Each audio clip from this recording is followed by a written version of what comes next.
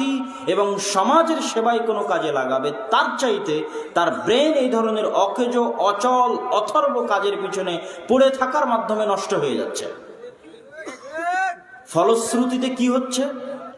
ফলশ্রুতিতে দিন শেষে রেজাল্ট এইটা দাঁড়াচ্ছে যে এখানে বসে থাকা হাজারো যুবক, আমি যুবকদের লক্ষ্য করে বলতেছি, এখানে বসে থাকা হাজারো যুবকের পুরো লাইফ সমান, পুরো লাইফ ইজিক্যাল টু জন্ম নিল, পুরো জীবন সমান তাদের যে রেজাল্ট সেটা হচ্ছে তাদের দৃষ্টিতে, সাম্রাজ্যবাদী শক্তিদের দৃষ্টিতে, যে তোরা জন্ম নিবি, মোবাইল চালাবি, জুয়া খেলবি, আর খেলা দেখবি, আর দুনিয়া থেকে বিদায় নিবি, এই হলো তোদের কাজ।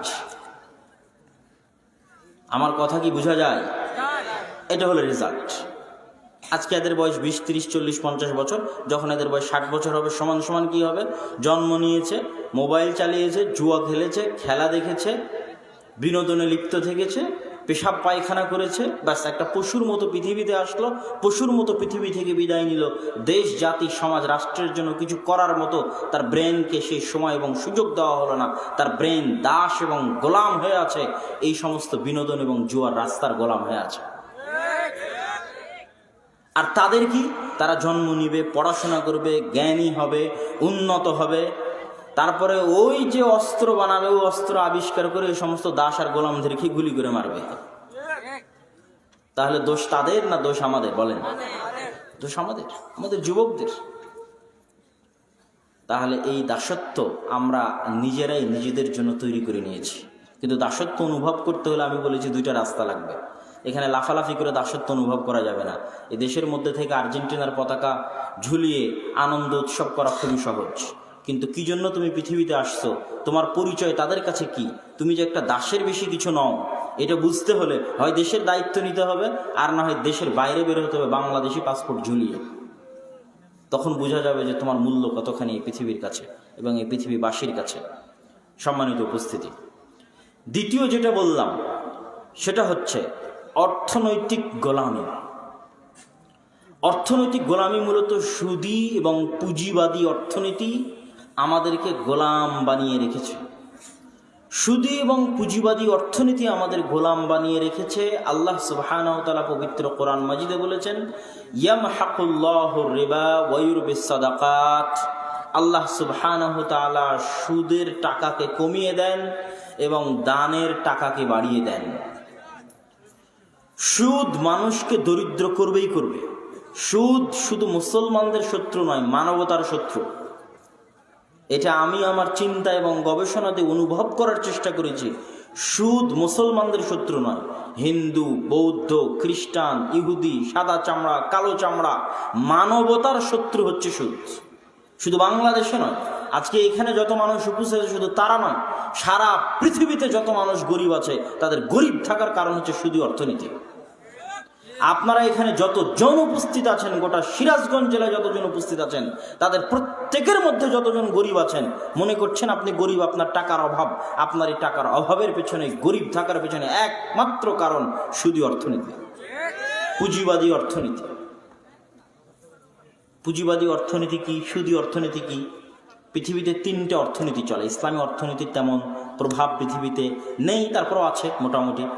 সমাজতান্ত্রিক অর্থনীতি হচ্ছে রাশিয়া, চায়না, কমিউনিস্ট, যারা মনে করে সকল সম্পত্তির মালিক হচ্ছে রাষ্ট্র। আমি আপনি ব্যক্তিগত জমির মালিক হতে পারবো না, ব্যক্তিগত টাকার মালিক হতে পারবো না। সকল টাকা, সকল জমির মালিক রাষ্ট্র। সবাই মিলে কাজ করবে, সমানভাবে বন্টন হবে। এতে মানুষের ব্যক্তি মালিকানা ক্ষুণ্ণ হয়, একচ্ছত্র আধিপত্য এবং ফ্যাসিজম প্রতিষ্ঠিত হয়। আর একটা হচ্ছে পুঁজিবাদী অর্থনীতি। পুঁজিবাদী অর্থনীতিতে টাকাই সব কিছু, বস্তুবাদী দুনিয়া, বস্তুবাদী সমাজ ব্যবস্থা। বস্তুবাদী সমাজ ব্যবস্থা কাকে বলে? পুঁজিবাদী সমাজ ব্যবস্থা কাকে বলে? যেখানে সব কিছুর পিছনে টাকাই মুখ্য। শুধু টাকা বলবো না, যেটা চোখে দেখা যায় একমাত্র সেটাই মুখ্য, যেটা চোখে দেখা যায় না তার কোনো দাম নেই। আপনি বাপকে কেন সম্মান করবেন? বাপ যদি আপনাকে 2টা টাকা না দেয়, বাপের কাছ থেকে যদি 2টা টাকা না পান, কেন সম্মান করবেন? মাকে কেন সম্মান করবেন যদি মায়ের কাছে 2টা টাকা না পাওয়া যায়, মা 2টা টাকা না দেয়? এটা হলো পুঁজিবাদী অর্থনীতি। ভাইকে কেন ভালোবাসবেন? আরেকজনকে কেন কর্জে হাসানা দিবেন? আরেকজনের কাছে কেন আপনি এমনি সহযোগিতা করবেন যদি তার বিপরীতে কোনো টাকা না পাওয়া যায়? এবং পুঁজিবাদী অর্থনীতিতে অধিকারটা হচ্ছে মারামারি কাড়াকাড়ির অধিকার। কীরকম মারামারি কাড়াকাড়ির অধিকার? পুঁজিবাদী অর্থনীতির যে সমাজ ব্যবস্থা, এই সমাজ ব্যবস্থায় স্ত্রী স্বামীর বিরুদ্ধে কেস করতে পারবে যে স্বামী আমাকে ধর্ষণ করেছে। বিবাহিত স্ত্রী বিবাহিত স্বামীর বিরুদ্ধে কেস করবে যে তিনি আমাকে ধর্ষণ করেছে, এটা অধিকার। তাহলে এটা হলো মারামারি কাড়াকাড়ির অধিকার। 18 বছর বয়স হয়ে গেছে এমন সন্তান বাপ মায়ের বিরুদ্ধে কেস করতে পারবে যে আমার বাপ মা আমাকে এটা করতে জোর করছে। তাহলে এখানে হলো মারামারি কাড়াকাড়ির অধিকার। এখানে সম্মান বলতে কিছু নাই, পারস্পরিক শ্রদ্ধাবোধ বলতে কিছু নাই এই সমাজ ব্যবস্থায়। এখানে সবকিছু হবে টাকার পিছনে। এবং ওই সমাজ ব্যবস্থার প্রভাবে কিন্তু আমাদের সমাজ ব্যবস্থা আজ ভঙ্গুর, এই পুঁজিবাদী অর্থনীতির কারণে। এবং এই পুঁজিবাদী এবং সুদী বস্তুবাদী সমাজ ব্যবস্থায় টাকাই যেহেতু সব কিছু, এই জন্য মেয়ে মানুষের গুরুত্ব, মহিলা মানুষ এবং নারীর গুরুত্বও নির্ধারিত হয় টাকার বিপরীতে। ইসলামী সমাজ ব্যবস্থায় নারীর গুরুত্ব টাকা দিয়ে আর মূল্যায়ন নাই। আর পুঁজিবাদী সমাজ ব্যবস্থায় তুমি কয় টাকা ইনকাম করছো এটাই তোমার গুরুত্বের নির্ধারক। অতএব ওই মেয়ে বেকার যে চাকরি করে না, অতএব ওই মেয়ের ক্যারিয়ার নাই যে যার চাকরি নাই, যার ইনকাম নাই, সে ক্যারিয়ারলেস। এটা হচ্ছে পুঁজিবাদী সমাজ ব্যবস্থার মূলনীতি। আর ইসলামী সমাজ ব্যবস্থার মূলনীতি হচ্ছে নারীকে তো আল্লাহ সুবহানাহু ওয়া তাআলা জন্মগত একটা চাকরি দিয়ে পাঠিয়েছেনি। নারী যদি বলে আমি আজ থেকে আর মা হব না, 50 বছর পর পৃথিবীতে কোনো মানুষ পাওয়া যাবে না। যদি মা হওয়া নারীর জন্মগত দায়িত্ব হয়, তাহলে মায়ের যে দায়িত্ব, সেই দায়িত্ব বাদ দিয়ে যদি নারী মনে করে যে সে চাকরি করবে, এটাই তার ক্যারিয়ার, তাহলে এটাই হচ্ছে সমাজ ব্যবস্থার ধ্বংস। এটা ইসলামী সমাজ ব্যবস্থার ধ্বংস। এখানে নারীর শুধু চেহারার মূল্য। আপনি অ্যাডভার্টাইজ দেখাবেন, গাড়ির পাশে দাঁড় করিয়ে রাখাবেন, রিসিপশনে বসিয়ে রাখবেন, মেডিকেলের রিসিপশনে বসিয়ে রাখবেন, কিসের জন্য? তার চেহারার মূল্যায়নের জন্য। এয়ার হোস্টেসের দায়িত্ব দিবেন চেহারার মূল্যায়নের জন্য। তাহলে বাজারে বিক্রি হয় একটা উট, গরু, ছাগল, মোবাইল এবং একজন মেয়ের মধ্যে পুঁজিবাদী অর্থনীতি কোনো পার্থক্য রাখে না। বাজারে যেমন চাল ডাল কিনতে পাওয়া যায়, ঠিক তেমনি একজন নারী তার চেহারার বিনিময়ে টাকা ইনকাম করতেছে। দ্যাট মিনস সে তার চেহারাকে বিক্রি করতেছে। অথচ আদম সন্তানের এই শরীরের মূল্য এত বেশি, এই শরীরের দাম এত বেশি যে আমাদের একটা চুল বিক্রি করা হারাম। কেন? এটা বিক্রিযোগ্য নয়। যে জিনিস বিক্রিযোগ্য হয় তার কি দাম থাকে বলেন?